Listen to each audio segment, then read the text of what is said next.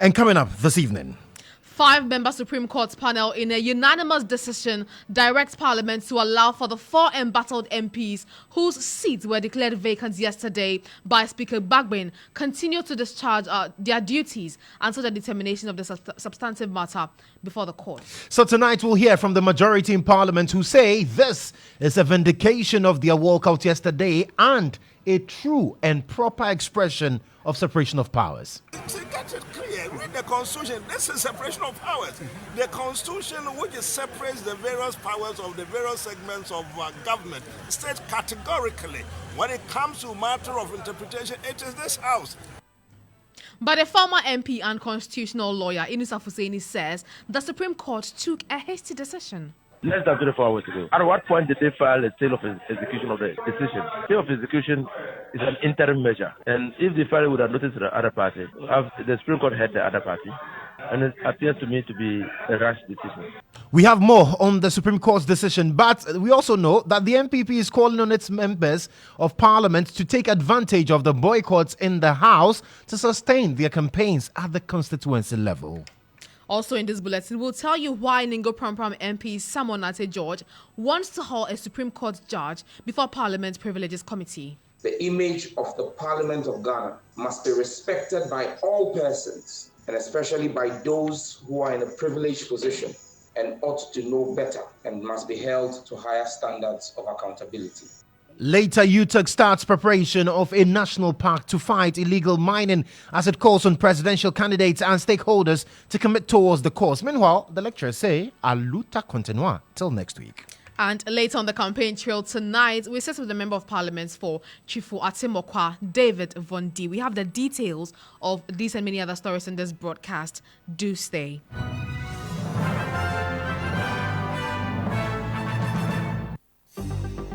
Starr News is coming to you live on Ultimate 106.9 FM in Kumasi, Empire 102.7 FM in Takrady, Cool 103.5 FM in Ho, Rage and Might FM in Tamale, Sonali FM in Wa, My Star Radio in the USA. Also live on Facebook on Starr 103.5 FM and on starfm.com.gh around the world. This is Starr 103.5 FM. This is indeed Starr 103.5 FM, and the program is Starr Today, Ghana's most comprehensive news analysis program. You are welcome to our broadcast this evening. I am Joshua Kodjo Mensah, and I'm here with... I am Tutuwaa Danso. Now, you can call it a clash between two arms of government, and you will not be far from the truth, as the Supreme Court of Ghana today has granted stay of execution of Speaker Bagbin's ruling to declare some 4 seats vacant in Parliament. You recall that barely 24 hours ago, Speaker of Parliament Alban Sumana Kingsford Bagbin declared the Fomena, Amenfi Central, Agona West and Suhum seats vacant following decision by 3 of the NPs to contest as independent candidates, with the Fomena MP reverting to the ticket of the NPP in the 2024 general elections. But the Speaker in his decision yesterday cited the notice of polls by the Electoral Commission saying, per his interpretation of Article 97 of the Constitution, the actions of the MPs is tantamount to they vacating their seats. Let's double back a bit and listen to the Speaker. Accordingly, I proceed to inform the House that by the notification of the polls, the following members of Parliament have by their actions vacated their seats in Parliament. The members are Honorable Peter Yao Kwache Aka, NDC MP for Amenfi Central in the Western Region, now referred to as an independent parliamentary candidate for the same constituency. 2. Honorable Andrew Amwako Asiyama, independent member for Fomena constituency in Ashanti region, now referred to as MPP parliamentary candidate for the constituency. 3. Honorable Kodjo Asante, MPP MP for Suhum in the Eastern region, now referred to as independent candidate for the same constituency. And finally, Honorable Cynthia Mamile Morrison, MPP MP for Agona West constituency in the Central region, now referred to as independent candidate for the same constituency. These MPs cannot be allowed by law and my good self to continue to pretend to be representing people that they don't believe in and they don't have any loyalty for in this house any longer. The house is accordingly so informed. Honorable members, I thank you for your patience and attention. And so clearly, that was the Speaker's decision and his interpretation of Article 97 based on the issue at hand. But that decision irked the majority in the House, who we know staged a walkout and tagged the decision as evil. Listen to Majority Leader Alexander Kwamna Apenyomarkin speaking on this matter. We will stay back and not want to participate in the chaos in the chamber created by Mr. Speaker. Meanwhile, we have become aware that the injunction application has been overtaken by event. We are lawyers. We know what to do. And we'll be fortified by the law to look for another process to ensure that the right things are done. So we'll argue our case in court. Meanwhile, we call upon the good people of Ghana to condemn the conduct of Mr. Speaker and then the NDC minority. And it was very rich. It was very rich to hear Dr. Forson immediately proclaiming to be a majority leader. In fact, Mr. Speaker himself, in spite of doing their bidding, fell short of declaring them to be the majority, in spite of all. And then he still found space to address me as majority leader and still address him as minority leader. But again, they further exposed themselves because immediately after, their flag bearer was on a campaign platform claiming that God has given them the majority status. Is that how God grants majority status on individuals who are full of mischief, vicious, and evil? What they did in Parliament yesterday was evil. NDC does not believe in democracy. They believe in chaos. And we are law-abiding citizens. We in the MPP are Democrats. We believe in the rule of law, and that is why we calmly left the chamber for them. And we know that if we make our case well in court, the court will make a determination that would advance the cause of democracy. You just heard there the Majority Leader, Alexander Apenyomarkin. But this afternoon, the Supreme Court has stayed the decision of Speaker Bagbin for 10 days, pending the determination of the matter at the Apex Court. Ibrahim Alassan was in court and he's joined us in the studios. Ibrahim, thank you very much for your time. So, a unanimous decision taken by the court. Talk to me about what happened. Well, so you are aware that even before Speaker's ruling yesterday, Alexander Kwamna Apenyomarkin, the Majority Leader, had made it abundantly clear to the media in Parliament that upon citing a notification from Harun Idrisu to the Speaker of an intended submission of a motion for these 4 individuals to be booted out of Parliament, he had instructed his lawyers to file some processes at the Apex Court of the land, the Supreme Court. So this morning, when he engaged us after what Speaker did yesterday, he had indicated that he's aware that those applications he filed have been overtaken by event, including the application for injunction to stop the Speaker from going ahead with such a ruling. So subsequent to that, the minority members, led by he himself, Alexander Kwamna Apenyomarkin, and then lawyer Pakwesi Abeidu, and then also Joe Gatti, the former Attorney General, made their way to the Supreme Court. And so I was thinking we were going to see some applications being filed, new applications. No, Vanessa, that was not the case. When we got there, we realized that the chambers of the Supreme Court were opened and the NPP members from Parliament and their lawyers were seated. I looked to the other side. There's nobody else in the court, like no any other party in the court. Just the one and here, when we say party right. in court, it's not political parties. As in, yes. So opposing side. Yes. So then we sat there for a while. In fact, close to an hour, and then the Chief Justice led her charges to exit from their cubicle or the chamber. Now they sat, order in court, and then the application then was moved. The application was on the back of the earlier processes that had been filed. Now, you heard people caution that if Speaker went ahead with his decision, he could be cited for contempt of court.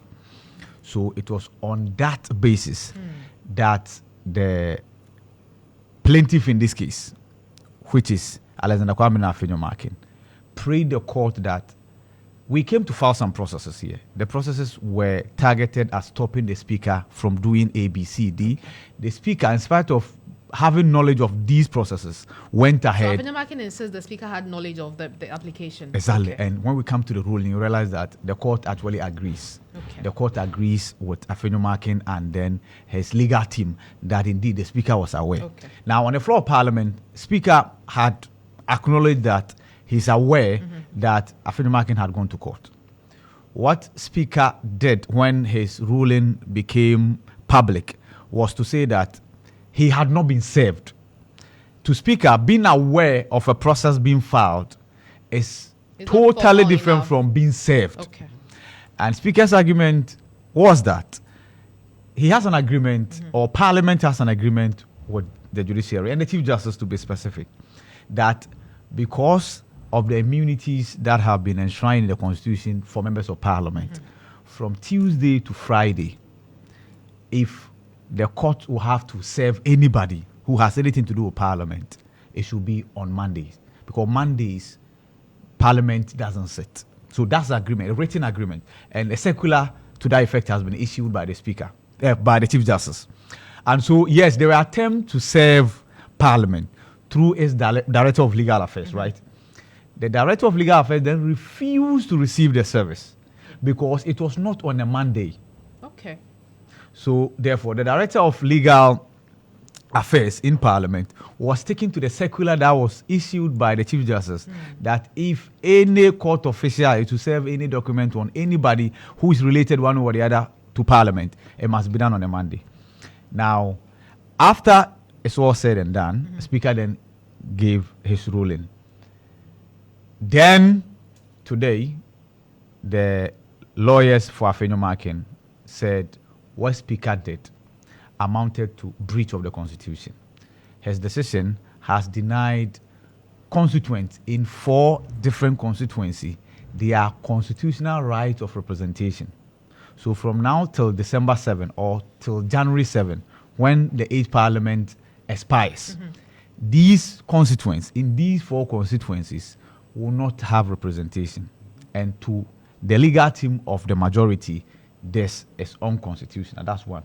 2, they accuse the minority of seeking to perpetrate mischief and stall government business to create disaffection for government. And I add this, I'm quoting, to give them a political advantage. Then here the Chief Justice came in and said, oh, you are here for us to help you secure political advantage. No, that's not what we do here in this court. And say, okay, then to help NDC get a political advantage at the elections was then curtailed. And then it's so that they were seeking to create mischief to stall government business. Okay. Because government business is state business. But then the part of so that government could then be put in a very bad light for the electorate to return a very negative verdict on the party come December 7 was taken out of the submission. Okay. Now, after this back and forth, and then again, there was one other issue that was raised, the right of being heard. It was established that none of the 4 MPs was heard before the Speaker took the decision. So, in the opinion of the legal team of Alexander Kwame Afenyo-Markin, the Speaker ought to have created a condition possible for these 4 to be heard. And that's why the argument was that if it had been a statement as it was, it could have been referred to a committee for the committee to then invite these 4 and hear from them before a judgment or a ruling could be pronounced.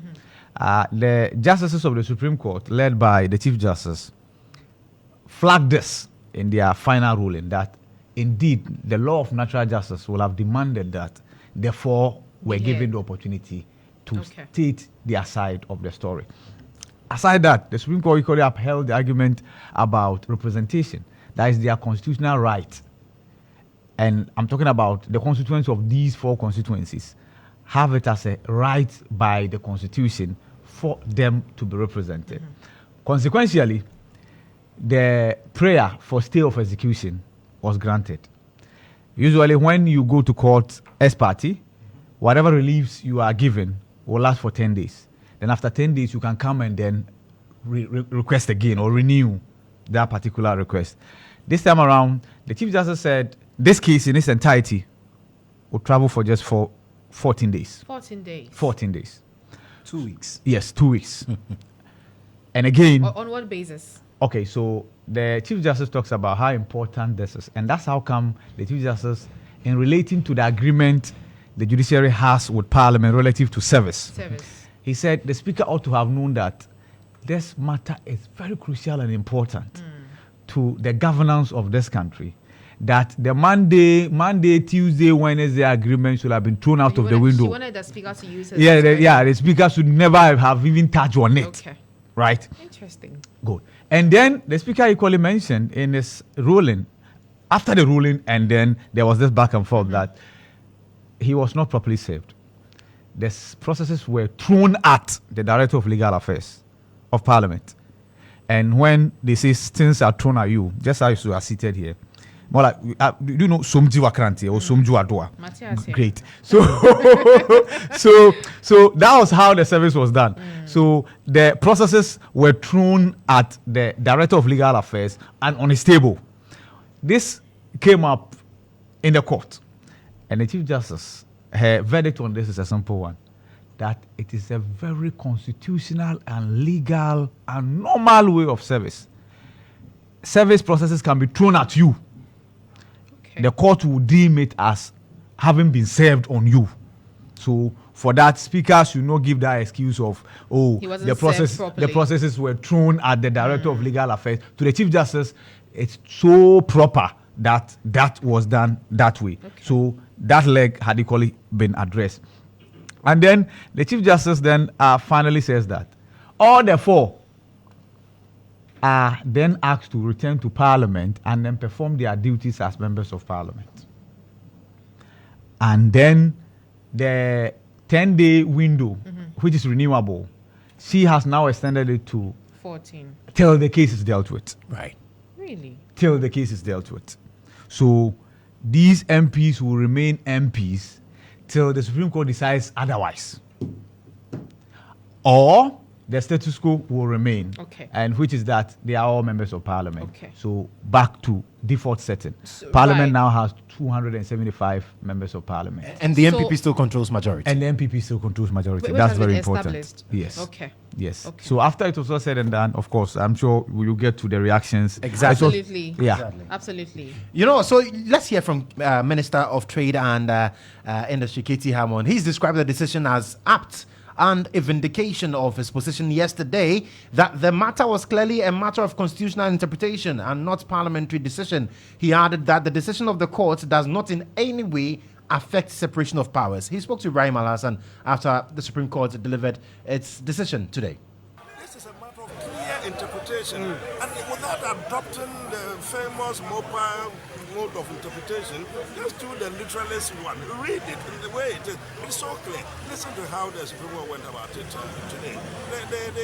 I got the hint that they were a little upset. Yeah. To send 4 people back home, 4 members of Parliament who had been elected by their respective constituents to come to Parliament, send them back home. And so to create non-representations in their respective constituencies, I thought it was atrocious, and I told you yesterday. Yeah, so what does it do to separation of powers? Some have started asking. Yeah, but no. Get it clear. Read the Constitution. This is separation of powers. The Constitution, which separates the various powers of the various segments of government, states categorically, when it comes to matter of interpretation, it is this House. It says this: anything done by any entity, and the entity includes the various. I mean, are you suggesting that the executive, the Parliament may be stronger than the executive, or the executive is stronger than the legislature, or whatever? But when there is an issue about the executive, it ends up here. When there is an issue with the legislature, it ends up here. This is it.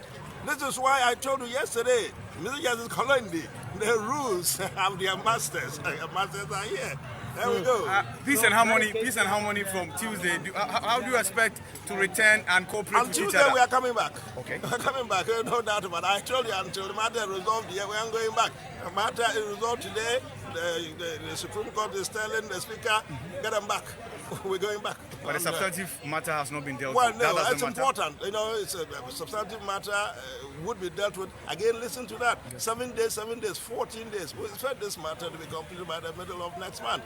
What is important, though, is that it's held a decision abeyance, stamp the authority of the Supreme Court on it.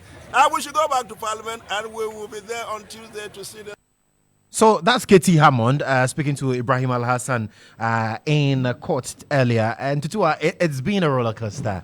Honestly, at the Supreme Court. Yesterday, yeah. You know, I think I indicated that whilst I was listening to the Speaker give his ruling, I wasn't too sure what the decision was going to be because I heard based on a precedent set. And he says that does not affect. But you know what, Tutuwaa, I'll come back to you. Okay. Let's get to speak to Roxanne Nelson Echedafiamekpo. He is the Member of Parliament for South Dine and he's joined me on the phone lines now. Council, thank you so much for your time. So the Supreme Court this afternoon has decided to place a stay on the execution of Speaker Bagbin's decision yesterday. How do you respond to that?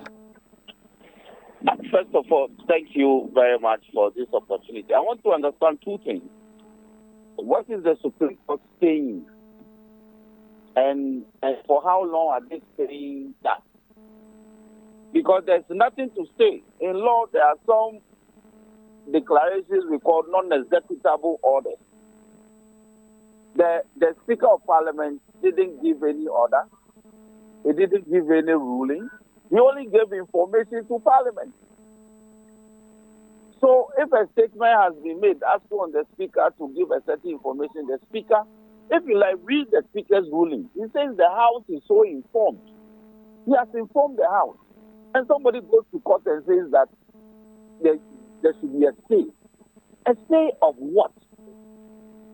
What exactly is the Supreme Court saying? I think I've been making the point that in every jurisdiction, the Supreme Court is also a political institution. And when I say it, people don't appreciate it, but it's coming to bear that our Supreme Court has decided to become a political institution. And so it is time that we pass it. The Supreme Court can't do what they have done. They cannot. They can only give information to them. And somebody comes to court and says that, say what the Speaker has said, and Supreme Court still saying that they have said it. Now, my understanding further is the next party application. So they are saying the information given by Speaker to the House for how long? I also want to know that because he said until the substantive matter is dealt with at the Supreme Court. It is an abhorrence. It is an abhorrence for the Supreme Court to do exactly what they have done with an ex parte application. A party comes to court supposedly on notice. He has issued a writ. He has also filed an application on notice for the grant of an interlocuting which is yet to even be served. Then he follows it up with an application for a certain stay from Parliament to stay Parliament's out from executing a certain order or rule or whatever. And the Supreme Court grants the order in perpetuity. Are these not orders that, isn't it the people who taught us in the Supreme Court that such orders can only be stayed for 9 days?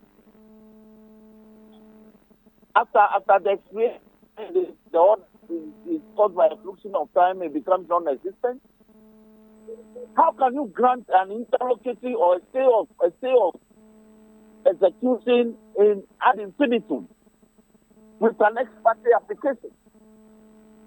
I think the Supreme Court itself has thrown itself into a state of confusion. And I am sure that on Tuesday, we will deal with this matter politically. Because this is a political decision. Because when you also listen to the Chief Justice, it was a unanimous decision, and the crux of it was that they felt that it is not right for the people of these four constituencies not to have representation in Parliament from now till the next election, and that's the basis why they really granted this. Let me ask the Chief Justice, was the Chief Justice here when the people of Starr were denied representation for the past 4 years? Was the Chief Justice in this republic? When the people of Starr were denied representation for the past 4 years, cases came to her court. Some of those cases are still pending. My brother, as for this matter, my senior Dominic Ayini has said it on another platform that we are not taking this matter lightly. It is a political decision, and we will meet it with political decision. And so I will end it here because I haven't seen the ruling. I cannot even apprise myself with the language that. But if you say it's a political decision and you meet it politically, what exactly do you mean? Why? If MPP makes a decision, NDC we meet it with. We also make a decision and meet it. So we are saying that the decision by the court cannot. This decision is not rooted in law because the law governing ex parte grant of order is that it subsists for 9 days. After 9 days, the applicant is expected to return on notice. He must come back with on notice for the application to be properly heard. Ex parte applications are not granted ad infinitum at all. I've seen a tweet. First of all, speakers' information to Parliament cannot be staged. The information has been delivered. So what are you saying? What the court has failed to apprise itself is that there are other procedural steps available to Parliament, and Parliament's hand cannot be tied. They themselves have said it. In the Fiame province, the Attorney General, the same court said just a couple of months ago that the Supreme Court cannot enjoin Parliament from performing its function.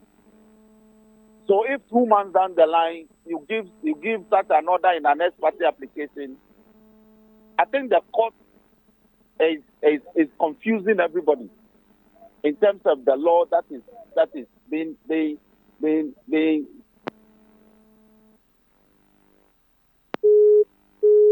Well, we lost counsel there, but the point is well made. Rexon Nelson Ichidapiamekbo says this is a political decision, and clearly he doesn't buy into the Supreme Court's decision to stay because he says what the Speaker provided was an information, not an order. It wasn't a ruling. It wasn't a decision. It's just an information that he gave to the Parliament yesterday, and so there is no way you can stay there. For the Supreme Court to stay information, which is never done, apparently. Information de la stay, and that's where we are currently.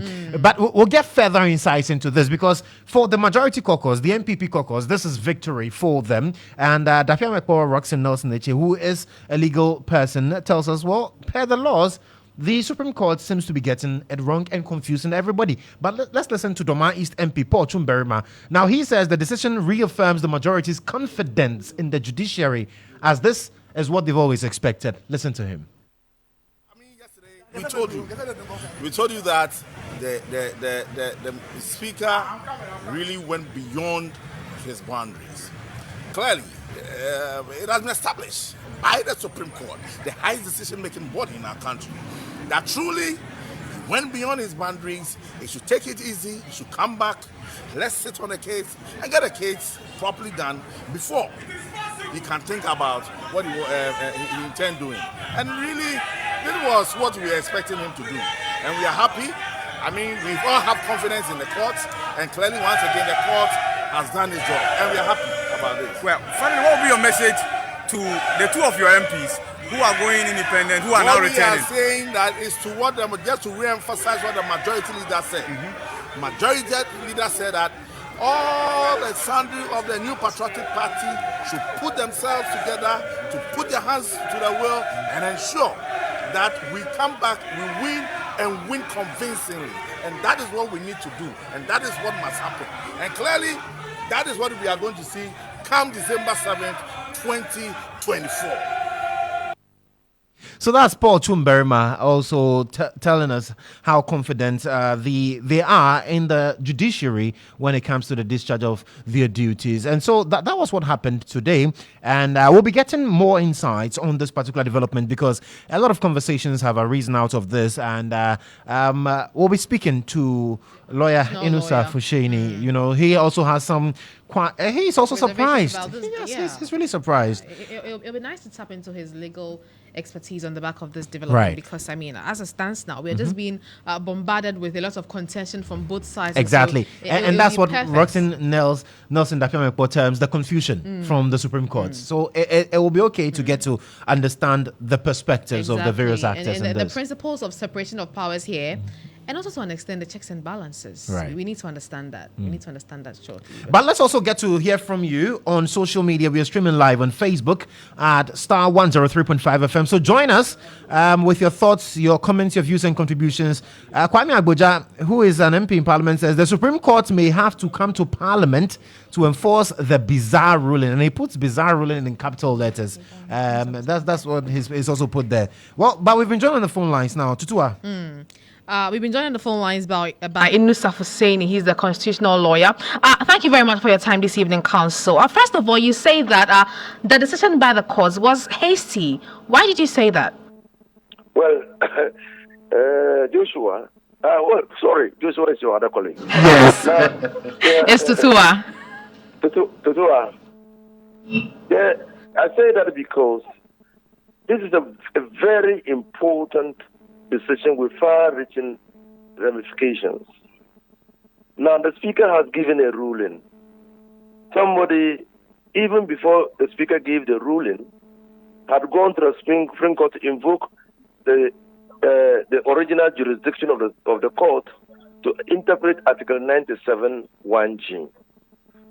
Tutuwaa, that decision of the Speaker is barely 24 hours old.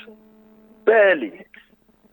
So what was the nature of the application presented to the Supreme Court for them to give that interim measure of staying the hands of the Speaker in executing the ruling? Was it ex parte that it would have noticed to the other party? If it was ex parte, what would have motivated the Supreme Court to stay the execution and act on the application when notice had not been given to the other party? Because somebody gave the ruling. There is a challenge to the ruling. And then the persons challenging the ruling are asking the court to stay the hand of the Speaker. It's not always fair that the Speaker or Parliament be given the opportunity to explain why the court should not stay their hand. Now, I also understand that the basis of the decision of the court is that they are holding the Speaker for flouting or failing to give the 4 rogue MPs the right of hearing. That's fair hearing. And I ask, how do you justify the Supreme Court's decision in faulting or staying the hand of the Speaker because the Speaker refused or neglected to give the 4 rogue MPs a hearing and act on an application that is not giving the Speaker a hearing? How do you justify that? Right, but we also understand that the arguments from the majority and as upheld by the Supreme Court is that the interpretation lies in the bosom of the courts and not in Parliament. What's your response to that? But the Speaker was not interpreting the provision. The Speaker never assumed the power to interpret Article 97 1G. The Speaker in his ruling never said that Article 97 1G means this. He gave his understanding of Article 97 1G and relied, even though he was not bound, relied on the precedent of Mike Okwe. Mike Okwe too came to the same conclusion on 97.1G and relied on the notice of pool with the Electoral Commission. That shows the people who have filed to contest 2024 elections and came to the conclusion. So it never usurped the power of the Supreme Court to interpret Article 97.1G. Because the Speaker, mind you, is a lawyer and he's practiced for long. So he would not have assumed, and no one will think and believe that the Speaker will assume wrongly the jurisdiction of the court, the Supreme Court, to interpret Article 97.1G. Okay. So essentially, how do you think this issue can be resolved? It's just unfortunate. It doesn't help our democracy because I thought the Supreme Court would have restrained itself, constituted a panel to determine whether Article 97.1G says exactly what the Speaker believes it says, or otherwise. I thought that was a way to resolve the matter, but not stay the hand of the Speaker. It unnecessarily draws attention to the Speaker, to the Supreme Court, and confirms or validates people's perception of the Supreme Court as an instrument of the ruling party. That's what it does. It's unfortunate. Thank you very much. We've been engaging Alhaji Yunusa Hussaini. He's a constitutional lawyer and also former member of Parliament for Tamale Central. Joshua, that's the updates there from him as well. Exactly. Well, you're listening to Starr today here on Starr 103.5 FM. Do get interactive with us on social media. On Facebook at Starr 103.5 FM. We'll read your messages to the rest of the world. We have more for you right after this break. I'm saying that Ghana must not introduce free SHS on the whimsical promise of a desperate politician. Many mistakes have been made by countries in Africa already with free SHS. Akufado, minya wudienye, wuye bwe, bawumia, minya wudienye, wuye bwe. Hey, Mami Jamefua, why are you so excited this hot afternoon? My sister, when I remember what free SHS has done for me and my children, I can't help but be happy for what Nanado and Dr. Bawumia have done. You remember when I lost my husband who was the breadwinner? Yes, I remember very well. There was no hope for my 3 children to go to school until Nanado and Dr. Bawumia introduced free SHS. Now my children, Kofi, Esi, and Kodjo, attend all these big schools. In fact, do you know they are saying they want to review it? That's one. Some of their people are saying that they should cancel. Others too are saying they should make some people pay the fees. Hey, they want to do their thing again. Who is going to pay and who will be going for free? They want to push we the poor people aside and start using their connection men and protocol to access the free SHS life-changing policy. That is why we have to do everything in our civil rights to make sure they don't come and spoil this good thing for us. This free SHS policy that Mahama and his people said is not possible, but now see, it is possible. This year, we are voting to protect the free SHS. Vote Dr. Bawumia, number 1 on the ballot. Accra gets ready for the ultimate sporting event of the year. Starr 103.5 FM, your number 1 radio station, presents the Starr FM Attend Diplomatic Games. On Saturday, 26th of October, the world's top diplomats gather for a friendly competition like no other in Accra, Ghana, under the theme Breast Cancer Awareness. Feel it, Find it, fight it, and remember, there will be free breast cancer screening. The venue is the American International School Sports Complex, East Legon, Accra. Time, 8 a.m. prompt. The dress code is sporty pink. Activities of the day include soccer, volleyball, tennis, obstacle race, indoor games, and more. Who takes home the gold? Look out for our colorful and exciting children's corner. Join us live at the Diplomatic Games with commentary from your favorite Star FM hosts. Don't miss the action at the Star FM 10 Diplomatic Games on Saturday,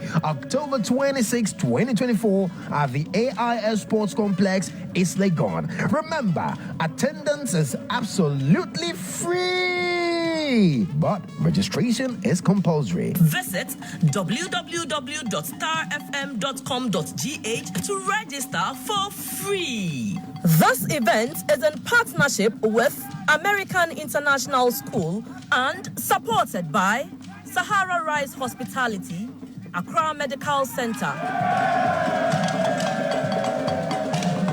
Fellow countrymen and women, the desperate NPP, realizing that they are losing the 2024 elections, has once again resorted to lies to smear the nation builder, His Excellency John Dramani Mahama. The NPP's claim that Mahama was against free SHS and will cancel it when elected is nothing but a barefaced lie calculated to deceive you.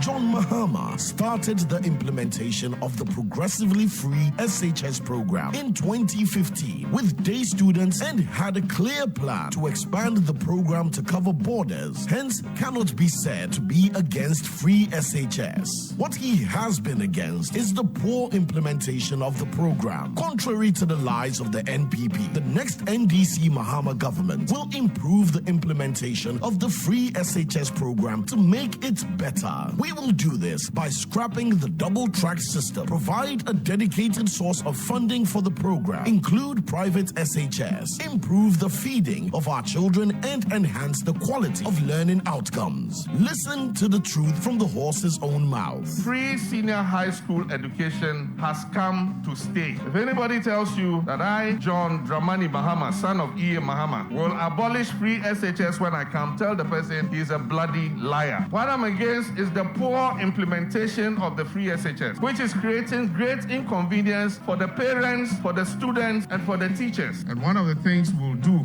when we come back into office, and I know inshallah we're coming back into office, is to complete the 200 community day schools that we began, so that we can bring a quick end to the double-track system. Beware of the NPP's lies. Vote for change. Vote for John Mahama and the NDC.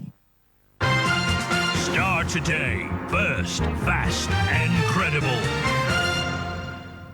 You're welcome back from the break. Now, the Member of Parliament for Ningo Prom, Samuel Nati George, has indicated his intention to haul a Supreme Court judge before Parliament's Privileges Committee. Now, this comes after the Association of Magistrates and Judges of Ghana described his conduct during the anti-LGBTQ+ protest as inappropriate. At a press briefing after the protest, President of the AMGJ, Justice Henry Anthony Kofi, expressed concern over the behavior of the protesters, particularly the involvement of a sitting MP, and described their actions and insults as inappropriate. Not only did these demonstrators seek to enter the Supreme Court premises, but they shouted abuses and insults at the judiciary as a whole, at Her Ladyship, the Chief Justice, and demanded that judgment should be given in their favor in the LGBTQ cases. Now, the conduct of the demonstrators and their leaders, one of whom was a member of Parliament, and the behavior they put up, and the insults left much to be desired. It is worth pointing out that every court, from the district court through to the Supreme Court, has a procedure that has to be followed by every litigant before the case will be ripe for hearing. And no judge, not even Her Ladyship, the Chief Justice, can torpedo that procedure and the rules of court. When people who are supposed to know better seek to stampede the judiciary, to attack the judiciary, and to cause mayhem, that is a threat to the judicial institution and all that it stands for. How could anybody who knows and who should know better and who knows that his case is not even ripe for hearing get up shout from the rooftop and ask for judgment to be given in that case. How can a court give judgment in a case to which the parties have not finished filing the requisite?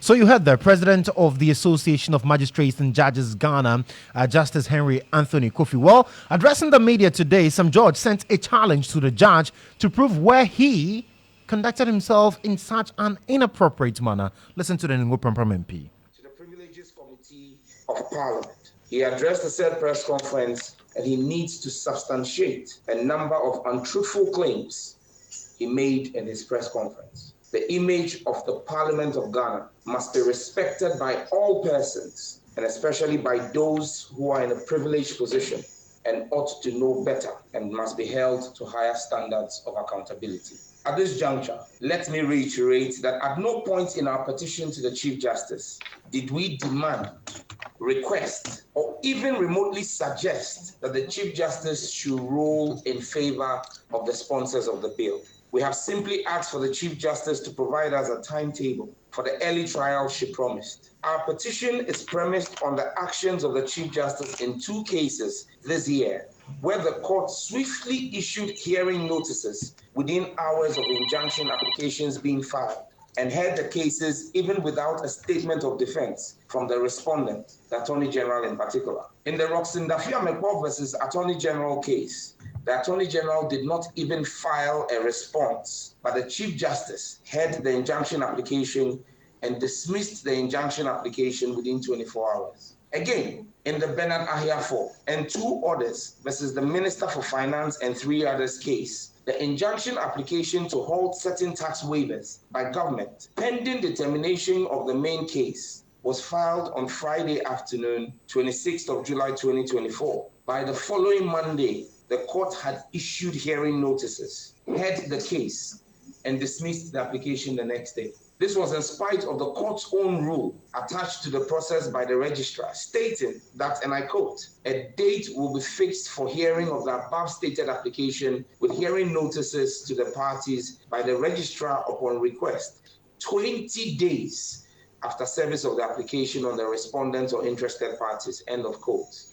In fact, lawyers for the plaintiffs in that case were compelled to argue their case on the same day. This raises fundamental questions of what the real intent is in the current cases regarding LGBTQ and the lethargy we are witnessing from the Chief Justice and her courts. Again, let me state for the record that it is a complete untruth and palpable falsehoods peddled of the court who address the media for anyone to claim that the injunction cases before the Supreme Court is not ripe for judgment. All pleadings and arguments have been made before the Supreme Court, and the Chief Justice scheduled 17th of July 2024 for her ruling. How will the CJ have scheduled a date for ruling if the cases were not ripe? So you heard there, the Member of Parliament for Ngo Prampram, also a lead sponsor of the Family Values and Proper Sexual Human Rights and Family Values Bill in Parliament. This is Starr today on Starr 103.5 FM. It's now time for us to dovetail into Campaign Trail.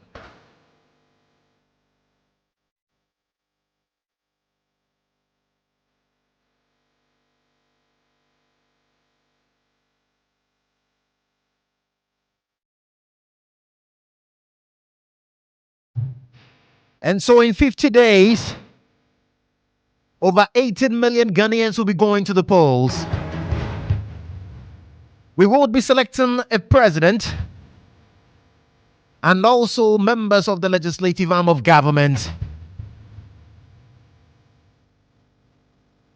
So the politicians are busy. Their campaigns gathering steam. Momentum is on their sides. Who will it be for the various constituencies? The NPP says in 2025, they will be presenting a sure majority.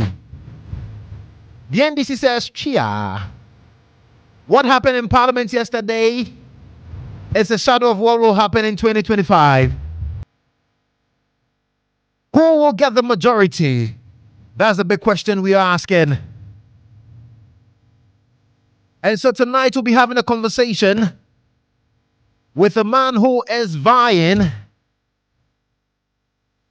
for the votes from the people of Tutuwaa, Etimokwa. I hope I got that right.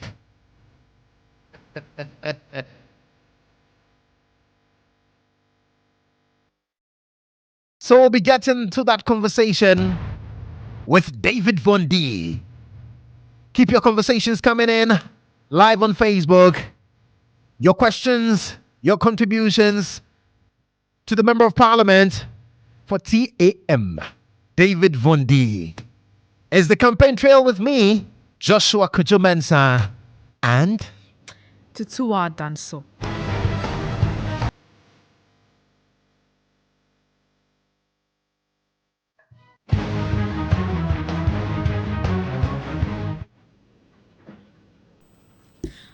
Well, welcome back to the campaign trail. I am Tutuwaa Danso once again. And as we did indicate, our guest is in the studios in the person of David Von D, the Member of Parliament for Tutuwaa Etimokwa. You're welcome to the studios, David. Thank you very much. Good to see you. Good to see you. Good to see you too. I hope it's not been a tiresome week, even though you've been putting up a show in Parliament, you and your colleagues. It's cool. That's one of the things that it's you cool. expect from. That's one of the things that you expect from a hung parliament. Yeah. Of this kind. It's an experience that we've not had before. Right. And so you expect that this kind of agitations and few acrimonies here and there, you expect them because it's the first time we're experiencing it. So It's good. It's good for democracy and.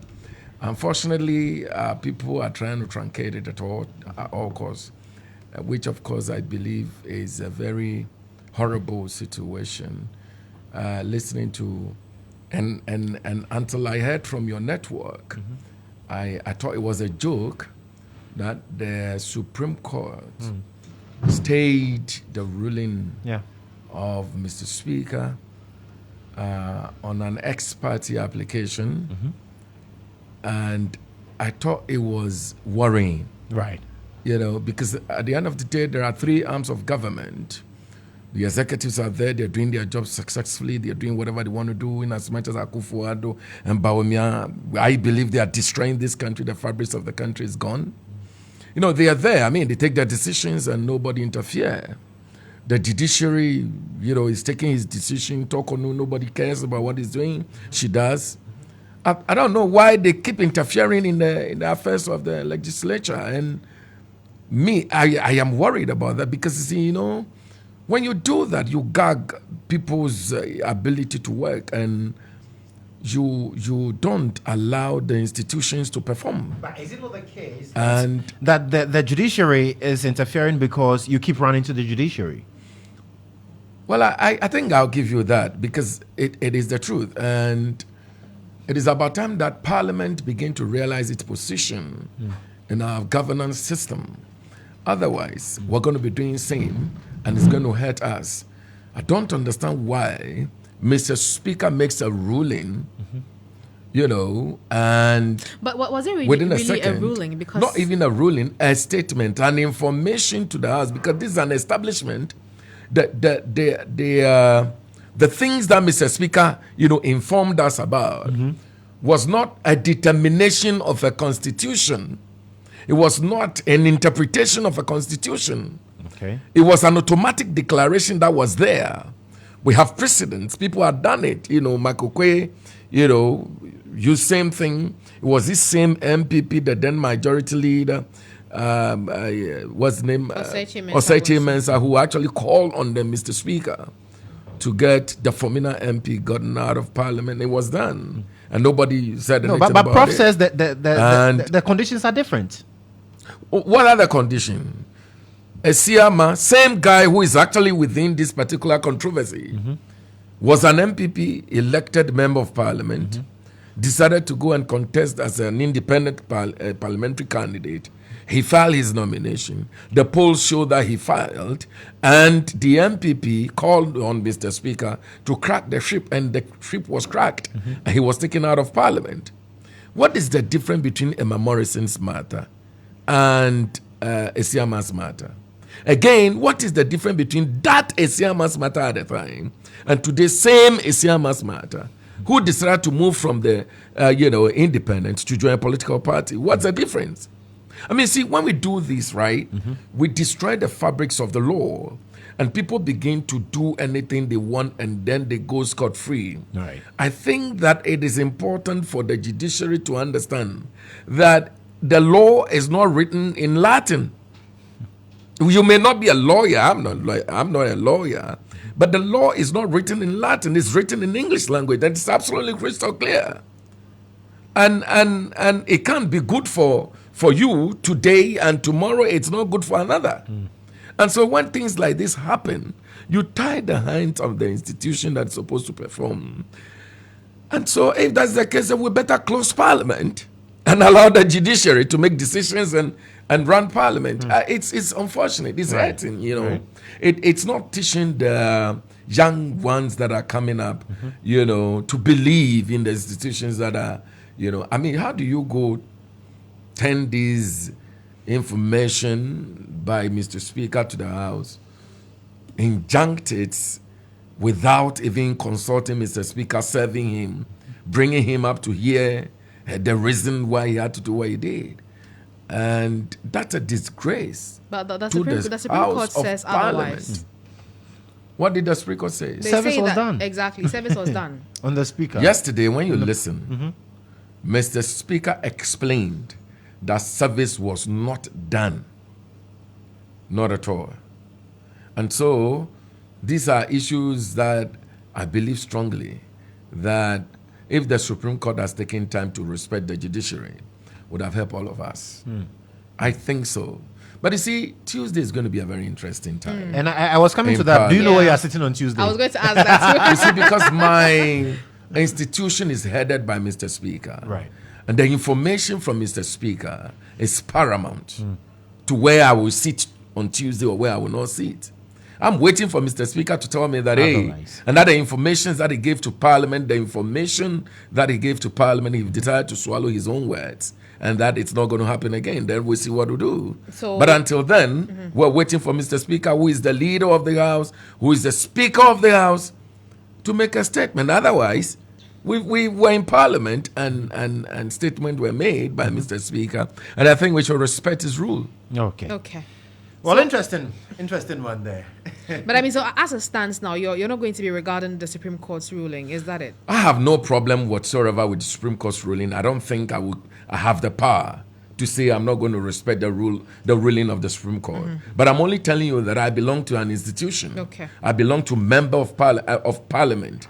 I belong to the legislature, and that our leader made a statement. Let's wait for him to give a direction, and we'll follow. But I believe that his statement was absolutely just, because there's a precedent, and he did not say it whimsically or capriciously. He actually went through the mail. Right. And so, I mean, I don't think that these are issues that have so much ambiguity that there are no understanding about it, and people must do interpretations that are so huge and nobody has seen before and all that. I mean, I'm sorry, because this is really serious, and it's not getting Parliament where it's supposed to be, and it's not nice. So we're waiting for Mr. Speaker on Tuesday to declare that the statement he made, which is clear, which is absolutely the truth, that people who came to Parliament on a particular ticket decided to walk away from the ticket, and that they ceased to be members of Parliament, and that for whatever reason, that statement in the Constitution that was not written by Mr. Bagmin is no more true. I mean, then we'll follow, because he's the leader of the Parliament, and we'll listen to whatever he says on Tuesday. But I think and pray that Parliament is going to be very interesting on Tuesday. Right. That's what I see. I think my concern is, when you go to Parliament on Tuesday, before Speaker comes to give any contrary directive, where are you going to sit? On the right or left side? I reserve my comment on that. Oh, I can actually help, because Kwame Abuja, we saw his tweet. He Yes, said that yes. the Supreme Court may have to come to Parliament to enforce the bizarre ruling. Interesting. So I think we know where they will sit. And that's what will make Tuesday very interesting. I agree. Abuja is a very fine gentleman. He is the ship of the majority in Parliament. Of the majority?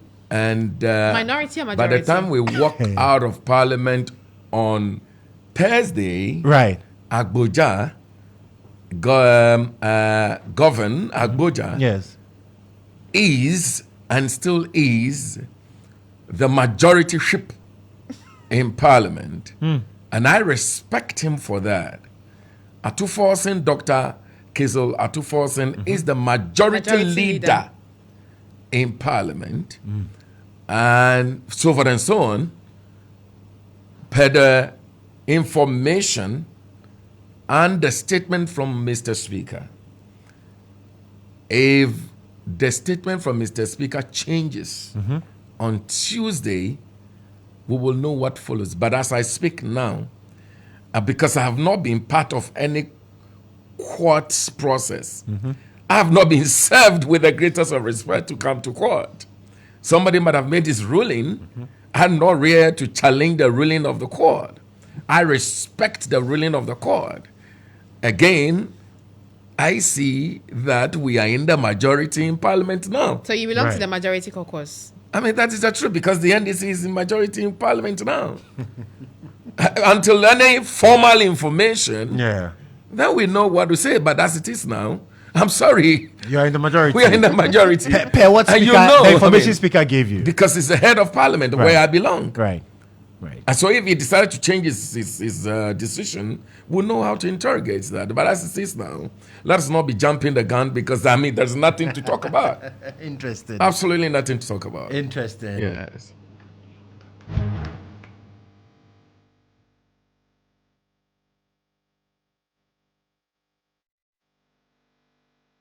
You're still listening to Starr today here on Starr 103.5 FM. It is the campaign trail.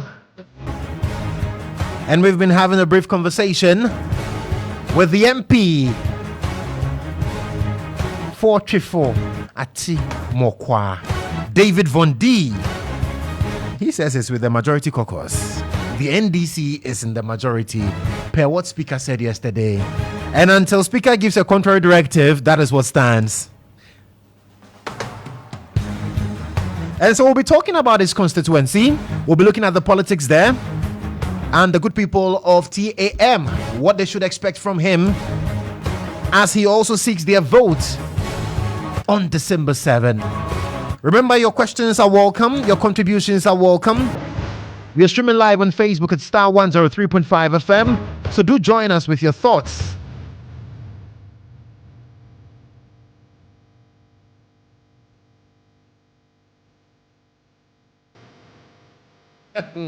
So it is some 3 minutes past 6 p.m. here in Accra. We have from now till 6:30, and we are getting into the conversation with David Von D. Honorable, so tell me about your constituency and your campaign there. How is it going so far? Well, thank you. Before I dive into that, I mean, let me say hi to everybody who's listening to us, and General Johnson Ketia, Haruna Idrisu. Honorable Haruna Idrisu. Honorable Haruna Idrisu. I mean, he triggered all of this. Yes, let me not even say so much. A day will come that we'll talk about him. Definitely. He's a fine gentleman. And our leader in Parliament, Dr. Atuforsen, absolutely fine gentleman. And our General Secretary, Fifi Kote, he's a master of the game. And His Excellency John Dramani Mahama, who is coming to be president again 2025. He's the president in waiting. Okay. And our vice, presidential candidate, Professor Nana Opoku-Agyeman, is the first time that we're actually pushing a woman to become the vice president of the Republic of Ghana. And I call on all women to rally around His Excellency John Dramani Mahama for honoring the woman. Chufu Atimokwa. Hey, won't you say hi to them? Hi to... You said hi to everybody. Won't you say hi to your constituents? That's what I'm going to do. Okay. Trufo Etimokwa. Greeting to everybody. Uh-huh.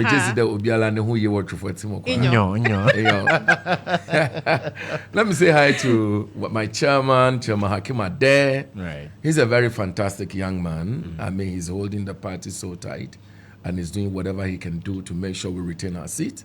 He's a gentleman you would love to meet. I mean, Chairman Hakim Ade, Madam Confidence, women organizer. Yorsin is our secretary, a very young, short, smallish guy. You don't mind the body. The brain is absolutely tough. Right. Greeting to everybody, our organizer, Pra, and everybody. Everybody. There's one gentleman I want to say hi to. He's a chief of Entafrawaso, Nana Akoto Dramina. Nana Michiawan and Yumrei. Constituency is fine. Tutuwaa Timokwa, happened to be our stronghold until 2016, where we lost it to one Honorable Abraham Juma Odum of the MPP, and 2020, the constituency returned back to its own,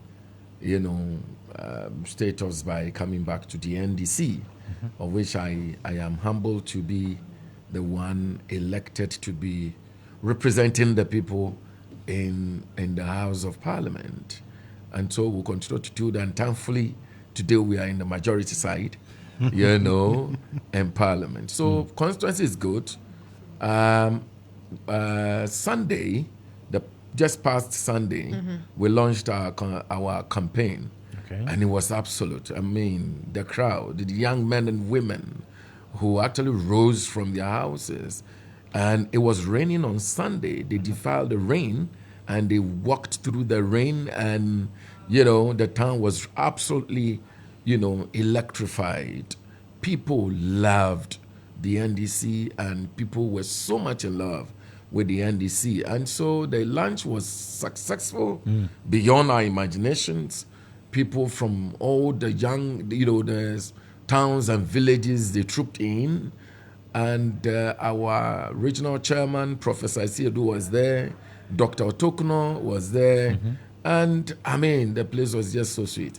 And so, greeting to all of them, thanks to all of them. And what is left is to go to the ground and talk to the people, explain to the people why it is important to bring His Excellency John Dramani Mahama, why it is important to retain the IMP Honorable David Vonji, and why it is important to return the NDC back to power. So that's what we have as a tax, as a responsibility that we got to do now. Okay. When it comes to the constituency, you say that during the launch especially, there was the outpouring of love for you in the NDC. But are the people happy with you with regards how Galamsey has been dealt with in that constituency? Thank you very much. Yes, the people are happy. The people are happy because they know that Honorable David Vondi did not institute Galamsey in our constituency. Honorable David Vondi did not and is not participating in Galamsey in our constituency. And they know those who are behind the Galamsey. Akufo-Addo, Bawumia, Wontumi, name them, the MPP candidates there, and everybody knew that, I had nothing to do with Galamsey. I had actually called on them to stop mining in the river body, and I have my position about these gold issues. What is the progress with that? When you asked them to stop, did they really stop? The trade is not as massive as it used to be, actually. Sincerely, these days you wouldn't, drive through, by the river and see people having their machines in the river, dredging the river, mining and all that. It's not happening again. If it happens at all, once in a while, you may hear the noise midnight. And then in the daytime, they quickly... let me commend the police commander there, Mr. Boating. He's doing absolutely well. He's actually giving them a run for their money. And so it's helping the fight, actually. And recently the DC, Ajumanyanteshi, let me say good evening to you. He's a nice guy. In as much as he finds himself in a very wrong party, unfortunately for Ajumanyanteshi, he's a nice guy. Right. And so he himself and the police commander, they actually jumped on them. They burned some few boats here and there, scared the people. And some of them were arrested. And you are there, and the Galamsey person will call you, Honorable, they've arrested me, you should come and talk for me. And Do you go and talk for I them? know. I mean, I'm sorry. But your I don't do that. your candidates whom you love so much plans to give amnesty to some of these jailed minors. And I believe and agree with him. But currently, you will not talk for them. In absolute, I agree with him. We're talking about those who are now going to the river and are still dredging the river. They have no mercy from me. I mean, that's the truth. They have no mercy from me. But we're talking about people who were arrested, who were sent there by Galamsey kingpins. Okay? Why would Untumi send boys to go and mine, and you leave Untumi and go and arrest those guys and put them in jail? Why would you do that? Have those boys then pointed to the people? So those are the investigations that we have to carry out. And how sure are you that those in your communities who are practicing illegal mining were also not sent by boys? Okay, so the point is that these are the things that we have to investigate. Right. And so we're not going to do this on whimsical and capricious manner. No, His Excellency John Dramani Mahama is not that character. Okay, he's a very nice gentleman. He takes through issues properly before taking decisions. Okay, I tell you, and I agree with him, there are many of these young boys in jail that are not supposed to be there. When the Galamsey kingpins that are making all the money, you see Untumi flouting, gold on radio, on live television. But we know he's involved in mining. But he's involved in illegal his mining. company is not engaged in illegal mining. He's involved in illegal, and that's how makes do you it know interesting. that? Because you see, the minister appointed by Nana Addo Akufo-Addo and the very Stop Galamsey, committee that was actually the interministerial committee that was instituted by Akufo-Addo himself. Professor Frimpong Boateng's report says that Untumi is engaged in Galamsey. I am not saying it, and I don't think that the words of your basis is on the report, because these are the reports we have, and nobody challenged the report. Only for Nanado to go and say that Untumi is not engaged in Galamsey, when clearly he's mining in areas that are not within the concession he claimed to have gotten. And these are things that are worrying. So the young men and women who are in jail now we've been held because they actually, mine. We need to investigate and see whether or not they are supposed to be there. And I agree that His Excellency John Dramani Mahama, when he says that those guys are not supposed to be there, we'll look into it, and those that are not supposed to be there, we'll get them out. And so, but the Galamsey in our constituency is absolutely really coming down. Okay. And the young men and women are really listening, and they are not really mining in the river body again. It is my desire so and hope. if we go to Tutuwaa Timokwa now, we won't see Changfangs on the river. No. In the forest reserves. You won't. Okay. We don't have forest reserves by the riverside, actually. The banks are not forest reserves. But fact is that the Galamsey machines are not the dredged machines that are used to do the chamfan. They call it Tototo. Yeah. They are not in the river bodies within Tutuwaa Timokwa again. Okay. That I am sure of. And again, like I said, thanks to the police commander and the DC, my good self, playing a very good role. The fine gentleman you say finds himself in Unfortunately. So talk to me about jobs, because John Dramani Mahama is big on jobs, and that's why he says when he is voted into power, we are talking about 24-hour economy, where we are going to have 3 people, same job, fantastic policy there. Unfortunately, our constituency, yes, the only, if you like, big company you find in Tutuwaa Timokwa is the Tutuwaa Palm Plantation. Okay. Akufo-Addo just sold it. When did he sell it? It came to Parliament, they brought the bill, blah, blah, blah, boom, it's gone. I think 43, 44, I think 48% whole that is being held by government have been sold to a private person. Yes, it's so gone. you do not have any major government company? No. In your constituency? No. And so that's the... So what's the vision for job creation for the youth? So this is the point.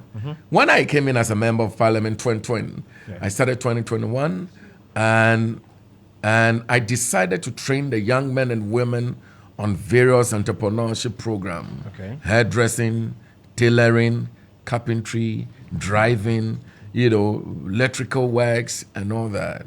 And so I did, and by the greatest grace of God, we have more than 3,000 young men and women trained. Some of them are through with it. Some of them are still doing. We're, giving certificate to many of them in November. Okay. And so that's what I actually engaged them in when it comes to job. Unfortunately for us, you can't boast of, leading them to go to the security services like the military. But they say MPs have slots. Okay, so hold on. Unfortunately for us, the Akufo-Addo-led government knows only their own.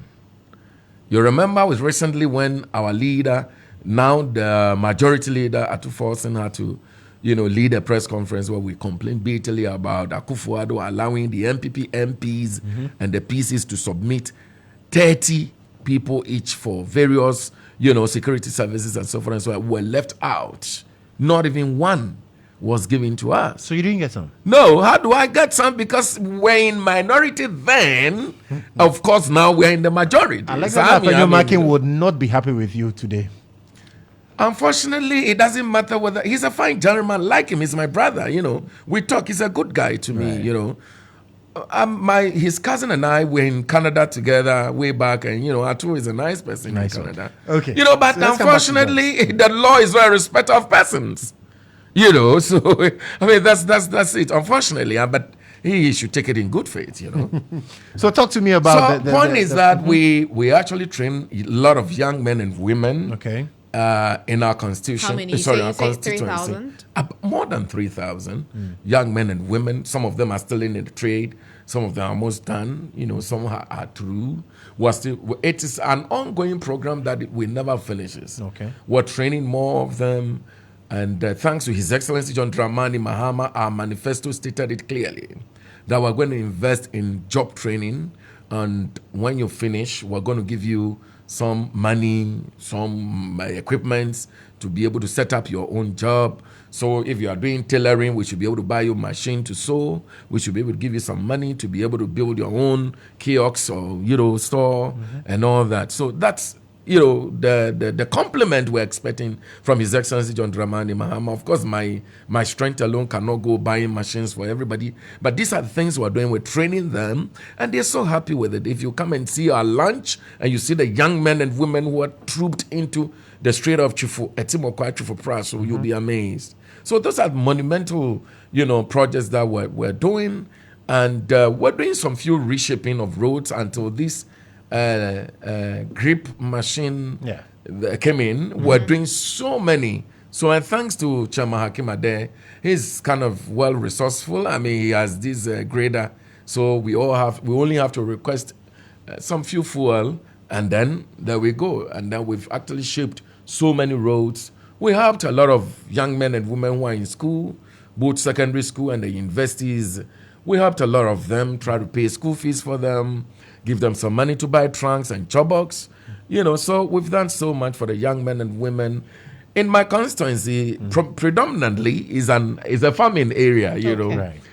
And so when I was young, I do follow my dad. So we go to cocoa farm. Unfortunately, I was really lazy with the weeding, And so, we experienced a lot of these uncle bites. There is this small thing. When it bites you get some glaucoma, you have eye problem, onchocerciasis, that kind of thing. But that's nice. So there are a lot of people who are in the villages, the farming areas. Of course, when I remove my specs now, you realize I don't really see really far. Okay. I'm naturally born a short-sighted person, so that's fine. So we had to collaborate with doctors to come in and do eye screening. Some of them have eye problem. We solved it. Thousands of them, we solve it for them. We give people who go to the hospital help. With few women who come around, you try to give them something small to go set up their small businesses here, here and there. And so we're doing well. There are, our constituency, like I said, more of raw area. There are schools that, we need to help, small cement, iron sheets, for them to re-roof, and all that. So we're doing well. We have a lot of NGOs coming to our aid. Mm-hmm. We're building water system for them, boreholes in many of the villages, they are getting good water to drink and so forth and so on. So, hey, this is my first time in Parliament. Yeah. And we're praying. And if you are in Parliament first time with this cruel government's hand, you know what it is that, of course, the government, a president that can tell a subject that because you did not vote for a member of Parliament proposed by the MPP and that you voted for an NDC member of Parliament, and that we're not going to do any development in your constituency. And it's amazing. If I tell you my story, you'll be shocked. And of course, I'll tell you. In our constituency, okay, there were so many road projects that some were given by His Excellency John Dramani Mahama. Contractors had come to site. And Nana Danko Akufo-Addo, unfortunately, somewhere had become in Soria, unfortunately, when he assumed power, there was this road from Abu Ayase Dunkwao. I'm sure you've not been there, so you wouldn't know, but the people listening, they know. Those roads were given and the contractor was working. Maums was working. Unfortunately, and fortunately for the people of Tutuwaa, fortunately, while elections were held in 2020, when I became a member of Parliament, look, the contractor was asked to leave the road and he had left the road, took all his machines away, and the road has deteriorated again. Wow. Same happened from Daboasi Junction to Enyenase to Chufupraso. Same way, the gentleman was on the road. When I came as a member of Parliament, the whole work, they stopped, they packed the machines, gone. And what reasons were given? I'll tell you the reason. Never mind, it will shock you, From Chufupraso, Bimpong, Eja, my village, down to Opoku Krom, Chiaboso, Hasode, Asansuwa Gave, and so forth and so on. Then, Kena, and so forth and so on. The gentleman started the road, built his camp, started working so well. Then, they realized I was a member of Parliament in the ticket of the NDC. They asked the guy to pack his things and go, and he's gone. These are not stories. They are realities in my constituency. Trifu Etimokwa, you want to pay a visit there, maybe I could look for some trot-from money for you to go. I don't have too much money. We really want to come to the constituency. Tutuwaa and I will be in the constituency to monitor the constituency and see how things are happening there. You know why? Especially with these things you're telling me. You know why? Yeah. You know why? Tell me. Our politics in this country is been dragged to the mud by Akufo-Addo government. So petty, so horribly handled by this government, and I'm shocked. The only reason all these things are happening is that the member of Parliament is not an MPP member of Parliament. He is an NDC member of Parliament. And that has worked to your disadvantage. Of course, and he told us when a Kumfi chiefs called on him. Didn't you hear that interview? He said same when we went to not to do the famous by-election, which shouldn't have occurred anyway. But one day he said same. When you get to not now, every project they started because of the elections is actually being left to rot. And I speak to you, and that is the reality. Okay. That is the truth. This is the kind of people who are ruling the nation, and that's where we find ourselves. Now, after everything you say you've done for your constituents, your opponent, Ebenezer Dramana, is hell-bent on beating you. Of course, everybody will want to try his luck. Ebenezer Dramana can do whatever he want to do. He's just throwing some few water on stone. It never melts. You can't beat Vondi who in Tutuwaa. He knows it. He's just trying to get himself a little. What would you say? He knows that. He knows he will not win. It's your biggest legacy. For which reason Ebenezer doesn't stand a job chance? For the people. There is no legacy. There is no gift that you give to the people than training them to be able to do something with their own hands and to feed themselves, their family, and their generations. Skills development. And that is the skills development. That's the job for the people. And that's why the people love their Member of Parliament, Honorable David Von D. And you can't take it away from them because they felt it, they know it, and they see it. So you don't think what happened in 2016 will repeat itself this time around? Unfortunately, 2016, the propaganda was so huge. Remember when they had to go on rampage and tell the Ghanaian people that His Excellency John Dramani Mahama stole a lot of money, bought hotel in Dubai? You remember that? You remember when they have to tell Ghanaian people that Professor Mills, in the blessed memory, sent His Excellency John Dramani Mahama to buy an aeroplane for the military, and John Mahama squandered the money? You remember the airbags matter? Today, their own special prosecutor stood by a television and read more than 2 hours statement and say His Excellency John Dramani Mahama is exonerated. Today, their own people, their media cabals are kneeling down radio stations and television stations, are begging His Excellency John Dramani Mahama. Are you not seeing that? Today, the dollar they talk about to be 14 Ghana, 4 cedis to a dollar. When they say John Mahama was incompetent, I heard that word when that German called Bawumia mentioned it. Today, where is the dollar? I said to myself that the moment that guy, Bawumia, declared to be president, to contest, he was supposed to be arrested. Because he lied through his teeth. He lied. When you lie to a policeman, it's an offense. You know that? So he lied to everybody, including police people. So the police should arrest him. Of course. So Ghanaians are well awake. Okay. And so nobody's going to lie to anybody again. I tell you what, in Kumasi, for example, in the Ashanti region, you guys should watch out for a shock. No problem. Watch out. For a shock. Trust me. What would the NDC do differently? Look, I'll tell you why. Briefly. And now let me advise the Ashanti people. You remember when the MPP was having their super delegate conference in Bawumia's hometown, region, Bawumia won 100%. You remember that? Yes. The second one, he won 100%. You remember that? The MPP in Bawumia's region are telling the MPP Bawumia is for them. Let me advise the people in Kumasi and Ashanti region that the MPP who don't want to vote for John Dramani Mahama, officially advise them to vote for John Dramani Mahama, anything at all. The worst scenario case is that Alan Tremantin is for them. So they should vote for Alan. And not Dr. Bawumia. Because of course, Dr. Bawumia explained that in practice when his people, the MPP, voted for him alone. Okay. Why would you want to eat your cake and have it? Right. So, for the people listening to us from Tutuwaa, we are streaming live on Facebook, and it will be on Facebook from now till. I believe you want him to take his last words. Yes. But I have a question. Quickly. What's your relationship with Brian Champon? Brian is a member of parliament. What's your relationship with him? I'm a member of parliament as well. Brian is a nice guy. When you greet him, he responds. When I greet him, he responds. And I think that is all. You don't have a relationship beyond parliament? I don't understand relationship beyond parliament, no. Okay. Brian is a Ghanaian.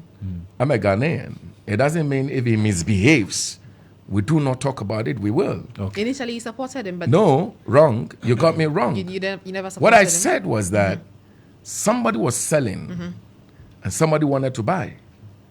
If you stop the buyer and the seller, you do not stop him, he can sell to any other person at all. Okay, that's okay. Let's just take your final words because you understand literally that? out of time. And so, okay. So the people when he made a reckless statement about people who don't want to win the election to go to hell, I blasted him. Okay. And that's what it is. I need to tell the truth. Your final words to your My final words to my They are listening to you. Why should they vote for you on the 7th of December? Am I permitted to speak a local language? Please speak Fanti for me. Thank you. Yanka Fanti. Hey. Trifuatimo Kwamai. Me pese me di otumfu Nyankopon sere mo. De ya sha asie no. Ye pese ye di kwa wie ye pa. Akufo ado na se wunya ne mra hye bedwani a. Onye hwe wo constituency. Aba ye betwe. Ye kosroba for ma hobrase mo John Dramani Mahama. Obeye president. Se yanhwe ye ne yakofa brantie yi ba. Ebeye den na John Mahama to nani ahwetwe for timo kwaman. Momu yamfa John Dramani Mahama peno. Emfa nkoma no a oye Vondi. Na John eni abatwe for timo kwa ho. Ya besra mo. Me de wonim sa me de ni de ni ahobarase na besom mo. Enti abana ye koto no. Yantuma John Dramani Mahama. Yantuma Honorable David Vondi. Na tripotimo kwa befa ntuma pefra. Wani esu adwuma bekoso esu adwuma no. Wani edi dwa bekoso edi dwa. Wani a yehwe won ayaresa ani school nsam ye behwe won. Afa John Mahama ba.